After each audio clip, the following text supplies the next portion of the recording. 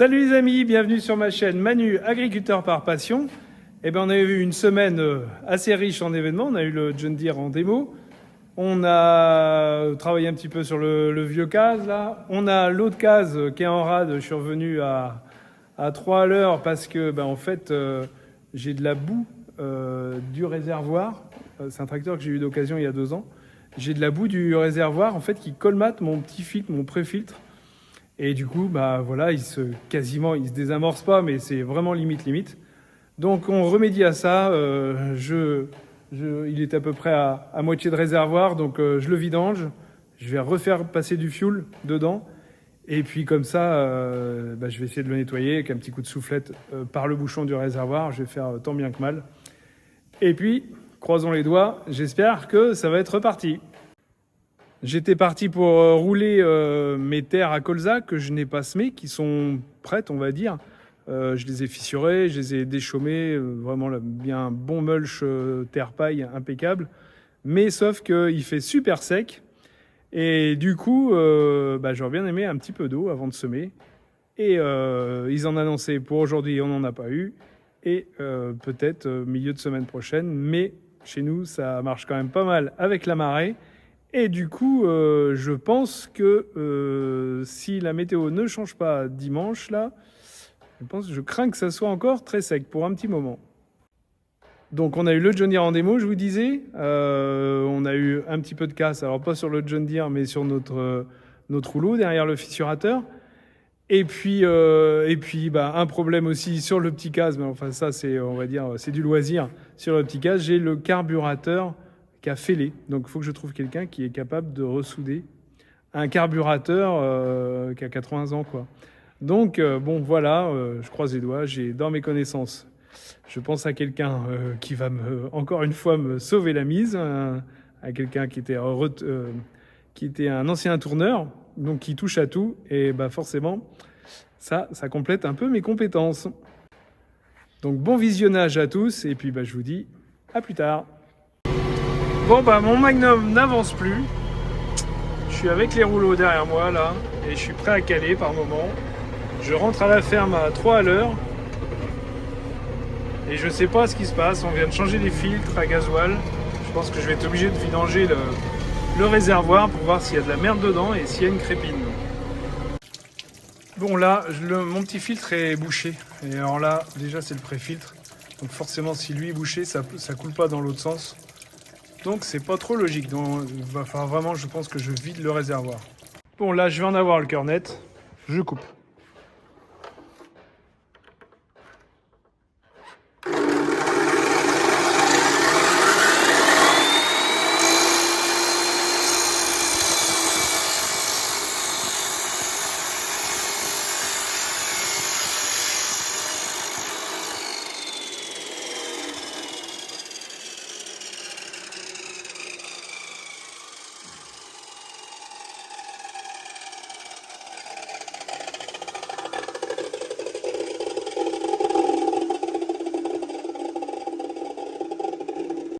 Regardez ce qu'on en ressort.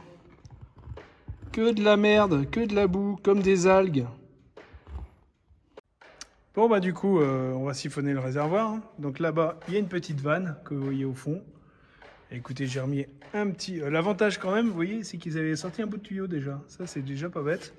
Et puis on va mettre, j'ai à peu près à moitié de réservoir, on va mettre ça dans ce fût. Bon, on va ouvrir le réservoir. J'ai été obligé de mettre un petit coup de soufflette parce que je pense qu'il y avait de la merde dans le fond.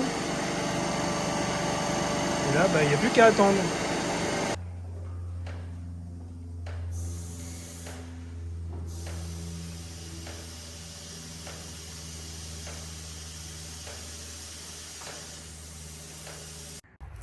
Bon, aujourd'hui, c'est épandage de chaux pour faire le colza. Donc, c'est de la chaux magnésienne que je mets.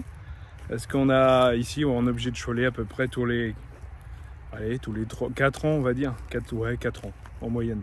Pour avoir un pH autour de 7.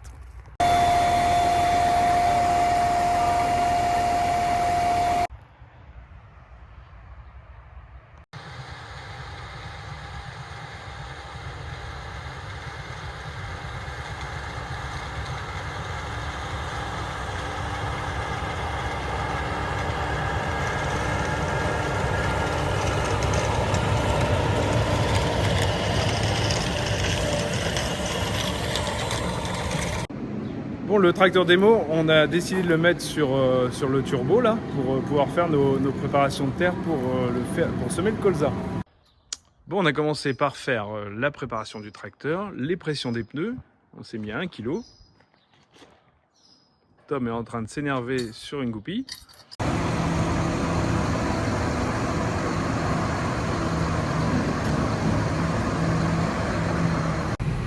Bon, je me trouve avec le vendeur Tom de la société Ruo qui va nous expliquer, forcément, moi j'ai pas l'habitude des John Deere, et tout ce qui va bien pour pouvoir faire une bonne démo, on va dire.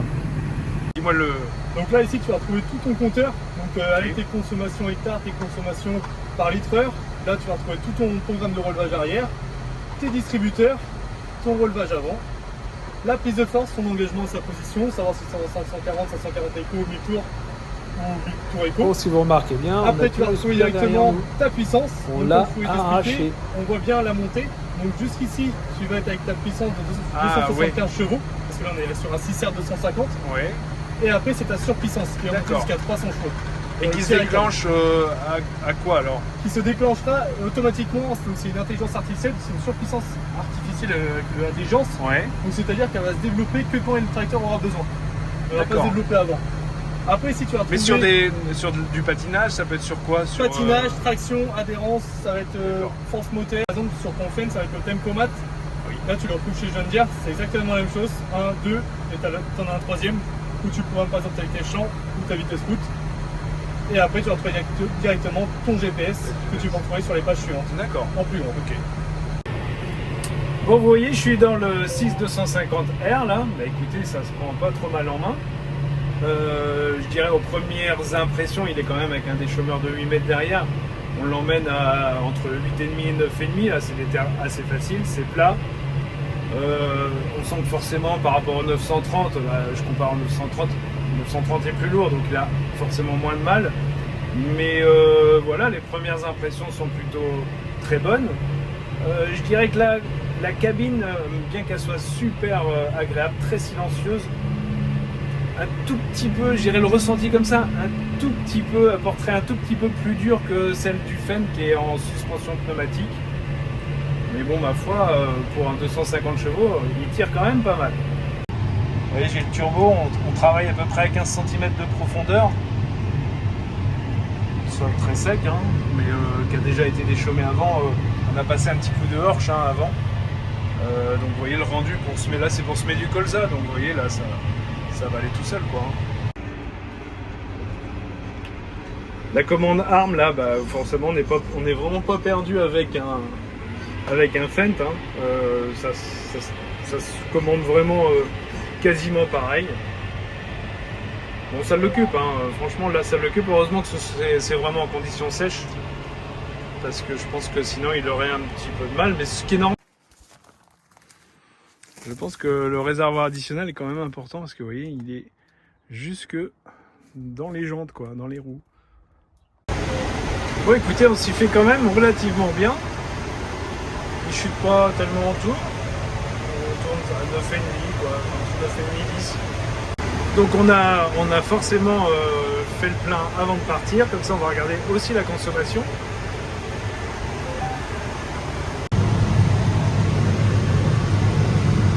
En plus ça fait une poussière du diable, parce que forcément on a étendu de la chaux.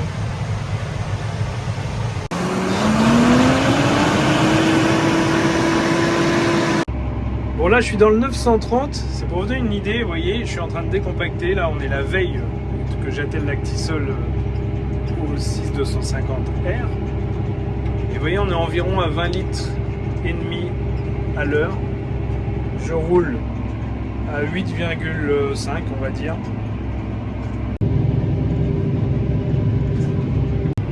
Donc là je suis dans les limons et je passe l'Actisol là qui est attelé au 930. Pour faire mes colzas, et je le passe en fait juste dans les bouts. Je fais mes canchères de une vingtaine de mètres quoi, où je décompacte au maximum. Voilà, je fissure, excusez. Et le reste de la parcelle, honnêtement, c'est pas tellement compacté. Donc ça me permet, j'espère, d'avoir des meilleures levées, on va dire, les racines puissent descendre. Alors là je le fais parce que c'est vraiment des très bonnes terres et donc là on n'est pas pris du tout par la profondeur. Après dans des terres à cailloux, pour moi ça sert pas à grand chose. Donc voilà. Bon, on décroche le 930 là et puis on va remettre le John Deere sur l'Actisol et on va faire un échange.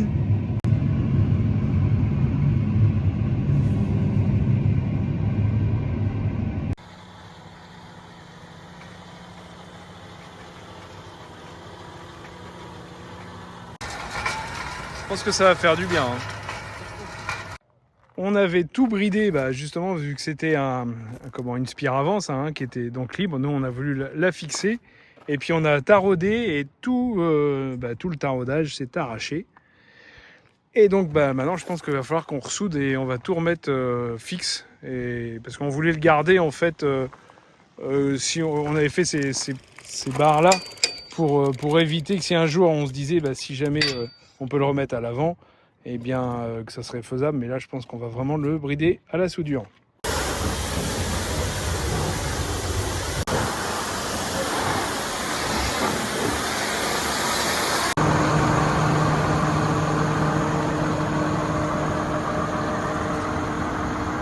Bon alors là vous voyez c'est un tracteur toute option donc forcément le GPS, il a le CarPlay, la commande ARM, on a un super bon siège, on est très bien assis dedans, un petit frigo. Un petit détail, le volant, je trouve que c'est un petit volant, il a une très bonne prise en main, il est très agréable je pense que c'est du cuir en plus, il est très agréable à utiliser. Bon écoutez, toute bonne chose a une fin et là on va redonner le tracteur ce matin, ils nous l'ont prêté 2 jours, on a fait du décompactage avec et écoutez le retour est très bon. C'est un tracteur qui a de la puissance, qui est très confortable. Au tout début là je me disais tiens peut-être un petit peu moins que dans le Fendt, mais hier j'ai alterné pas mal entre le 900, alors c'est le 906 que je compare, attention il faudrait peut-être comparer plutôt à un 726 actuel. Écoutez, en fait non, je pense que c'est en fait tous les détails pour comparer le Fendt et le John Deere, je dirais un petit peu plus quand même de puissance de traction quand même pour le John Deere. Je pense que forcément j'aurais un 7000 ou un 9000, je pourrais forcément plus le comparer au 900 Fendt, mais en termes de consommation, vous voyez avec le gros déchômeur de 8 mètres, on était à 8 litres 5 hectares, ce qui est tout à fait normal et c'est ce qu'on fait souvent avec le 900. Après au décompacteur, alors c'était compliqué parce que moi je trouvais une consommation avec mon 930 d'environ 10 litres, là on trouve 17 litres. Après c'était pas les mêmes terrains non plus, là c'était avec le 6R, on était dans des pentes avec un petit peu plus d'argile, donc voilà, là c'était pas évident à comparer. Je dirais quand même que voilà, tout est, on va dire que John Deere a fait quand même un bond en avant en confort. Là vous voyez, je le prends sur la route, je trouve qu'on est très bien porté. Il y a le fait aussi, il est en gros pneus aussi, il a la même monte de pneus, il est en 650 85-38 comme mon 900, donc ça y fait aussi. Et la petite particularité aussi du confort par rapport au 900, c'est que l'empattement est aussi plus long sur le 900, donc je pense que ça fait un tracteur encore plus stable. Donc voilà, après voilà, on n'a pas parlé chiffres, je ne sais pas combien ça coûte. Moi de toute façon c'est pas ce tracteur là qui m'intéresserait, si le but c'est de renouveler le 722. Et je pense qu'il faut mieux que je table faire un 6R 215, vous voyez, ou quelque chose dans ce genre-là avec le châssis un petit peu plus court, parce que celui-ci, c'est le châssis le plus long des 6R. Donc voilà, mais en tout cas, un agréable moment, super tracteur, une très bonne finition. Voilà ce que je peux en dire pour l'instant. Alors le gros avantage aussi de cette série là, c'est qu'on peut l'avoir en M. Donc moi ce que je reproche un petit peu au Fendt, c'est qu'en fait si on veut le déséquiper, il n'y a pas grand chose à enlever. Ils sont, à la limite il y a plein d'options dessus, que moi j'ai pas besoin. Donc à étudier aussi avec un M, ben voilà, peut-être que si on gagne, je sais pas, un billet de 15 000 euros, voilà, moi vous savez, avoir les distributeurs tout sur la commande ARM et tout ça, moi c'est quelque chose que j'utilise pas. Donc je fais un petit peu vieux jeu peut-être, mais moi du moment que j'ai les distributeurs sur mon accoudoir, voilà, je me contente de peu, on va dire. Donc ben, c'est peut-être l'avantage aussi quand même des John Deere en règle générale, comme des New Holland, comme des Massey.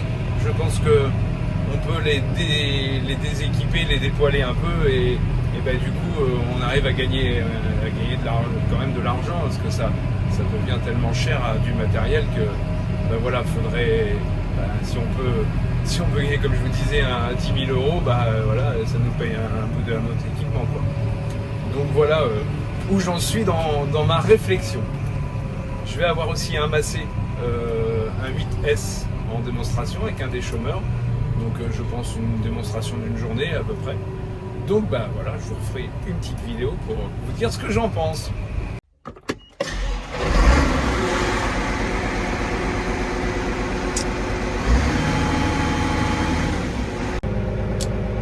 Bon signe, le tracteur redémarre. Normalement on va pouvoir aller rouler et puis bah voilà, je croise toujours les doigts que ça recommence pas. J'ai vu en soufflant dans le réservoir, j'ai vu qu'il y avait des petites pattes, ouais, quelques grains comme du sable, de la terre, je sais pas trop ce que c'était. Et du coup bah j'ai mis une moitié de fuel, et puis on va bien voir, on va essayer de travailler la matinée, on va déjà voir si ça fonctionne. Et bah écoutez moi les amis, je vous souhaite une bonne semaine à tous et puis je vous dis à la semaine prochaine. Et puis ce serait sympa aussi de s'abonner pour ceux qui regardent sans s'abonner. Merci beaucoup, salut, à bientôt.